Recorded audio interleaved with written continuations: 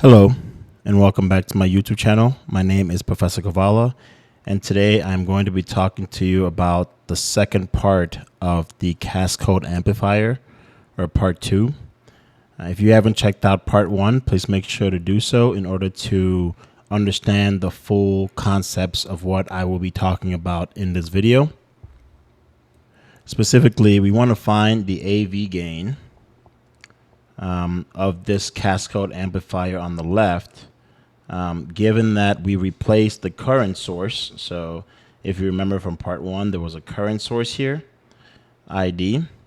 But if you can imagine, a current source isn't something you can buy in the store, like a voltage source, right? A voltage source can be a battery, but a current source, you can't buy it in the store. So you have to generate a current that you want by using Ohm's law and placing some type of resistance, right? So now this resistance, this current here, ID, is actually V out over VDD over RD. Make that a little bit nicer.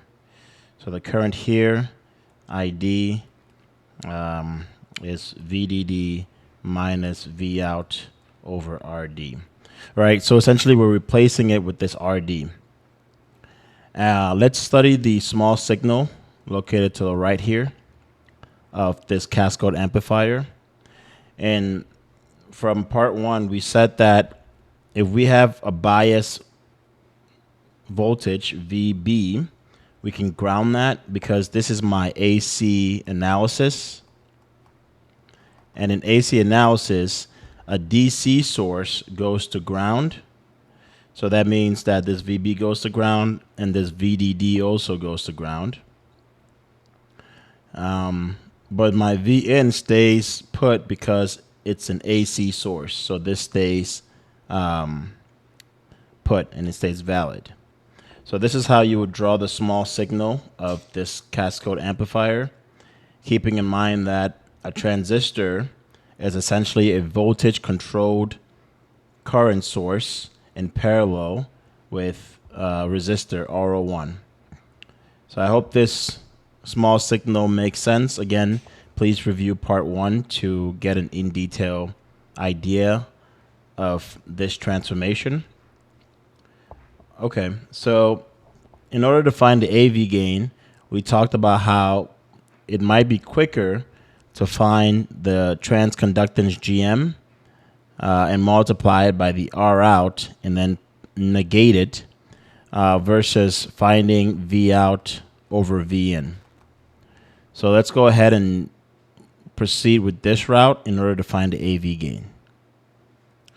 So the first thing we want to note is that for GM, which is equals to I out over V in, where V out is equals to 0, we want to write an equation for I out in terms of V in, where V out is equals to 0. And what we do here is essentially we connect this to ground, and we have a current I out. And we notice that this current is going to go in, and it's going to go this direction. And let's see if it goes this direction. So we can consider that there's a current ID. This voltage here is 0 volts, and this voltage here is 0 volts. So ID is 0 minus 0 over RD, which essentially is just 0 amps. So that means that V out is not going to go through this wire. It's going to just go south or down. Okay. What could we say? We could say that this VGS1 here essentially is 0 because it's connected to ground. And that means this voltage controlled current source is also 0. So my current is going to flow here, and it's going to keep flowing down here. This VN is mirrored here, so VGS2 is VN. As a result of that, this voltage controlled current source is GM2VN. And so my current flows through this wire and this wire. So let me go ahead and redraw that so it's nice. So we can say that this is grounded. There's an RO1 and it goes down to a GM2 VN and an RO2, and again this is grounded. So we know that my current, this is I out, is split between here and here. Let me call this IO2. So then we could say then that, simply put, I out is equated to GM2 VN plus IO2. And then if I consider for RO2 very large, which most of the time it is, and I can design it to be very large, I out is very close to just GM2 VN. And as a result of that, GM2 is this equation, I out over VN. And this is the same equation for my transconductance GM. As a result of that, I could say that GM in my AV equation is equals to GM2. So this is the analysis of my transconductance. If you have any questions or comments, please leave them down in the comment section below, and I'll be sure to get back to you. Okay, so the next part of my AV equation is finding the output resistance. So R out is simply equated to V out over I out, where Vin is equals to 0. And again, you might remember this as VR Thevenin. This is the same thing. And if Vn is equals to 0, what we can say in our small circuit is that this here is short-circuited to 0. All right. I'm going to go ahead and put in a V out here, and I'm going to measure this I out. All right. So in this situation, I out will actually flow through here now and here. And what happens is, since this is short-circuited down here, this VGS2 is 0. And as a result, this voltage-controlled current source is also 0. All right. So I can go ahead and redraw this as a circuit that looks like this. RD, V out, I out. It comes down to be this voltage-controlled current source, GM1, VGS1, in parallel with RO1. And this here is RO2. Now, I've done a video on this, but this is very similar to part 1 of this lecture series, where, or also you can refer to the common source video with source degeneration. But I'm not going to prove how the analysis or the AC analysis of this R out, because I've done this in the past and you can check those videos out. But essentially, R out is going to be, let me call this RN for NMOS. So I'm going to look down here, I'm going to get RN, and I'm going to look up here and I'm going to get RD.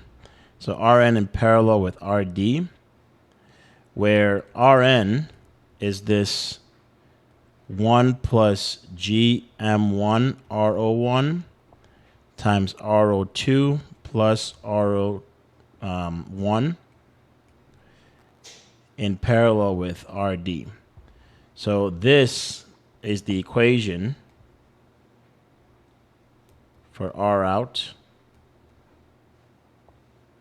Okay.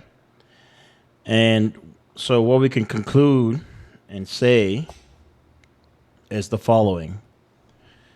We can say that my AV gain, which is minus GM R out, is simply equals to minus GM2 1 plus GM1 RO1 RO2 plus RO1 in parallel with RD.